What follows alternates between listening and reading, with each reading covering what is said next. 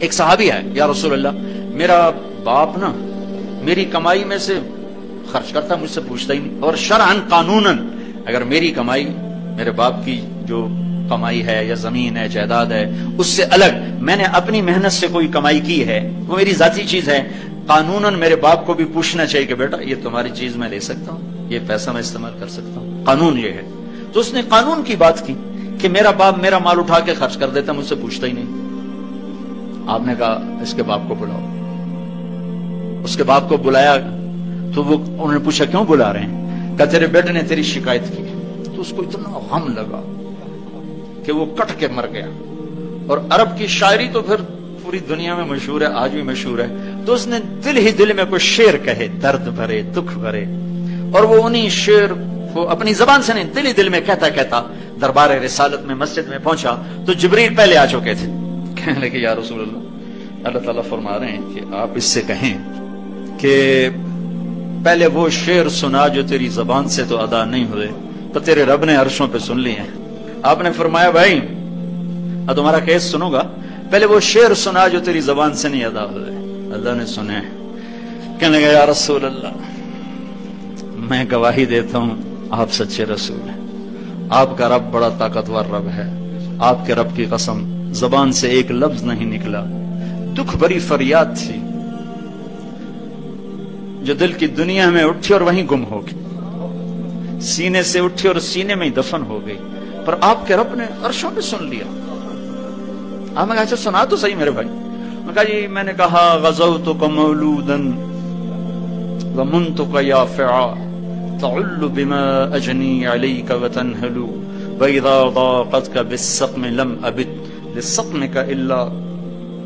ساہرا اتململ کأنی انا المتروک دونک بالذی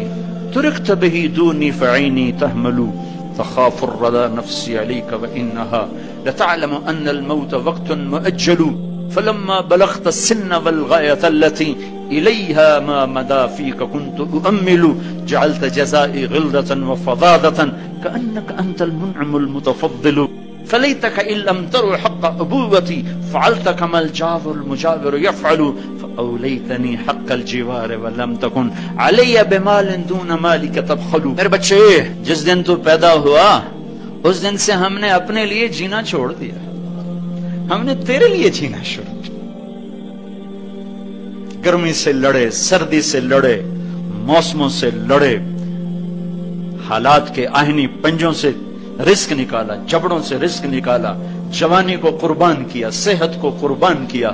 اپنے جذبات کو سلا دیا، تیرے چہرے کی ایک مسکراہٹ دیکھنے کے لیے ساری ساری رات کام کیا، سارا سارا دن کام کیا، کبھی دھوپ میں کبھی سردی میں، کبھی گرمی سے لڑا کبھی سردی سے لڑا، کبھی موسم سے لڑا کبھی بھوک سے لڑا، تجھے کھلایا خود بھوکا رہا، تجھے پلایا خود پیاسا رہا، تجھے چھاؤں میں لٹایا خود دھوپ میں بیٹھا، تجھے سکھ پہنچایا خود دکھ جھیلا۔ میری تو زندگی پھر تیرے لیے ہوگی، میں نے اپنے لیے جینا چھوڑ دیا۔ جب کبھی تو بیمار ہوا تو ساری رات میں اور تیری ماں تیرے سرانے بیٹھ کے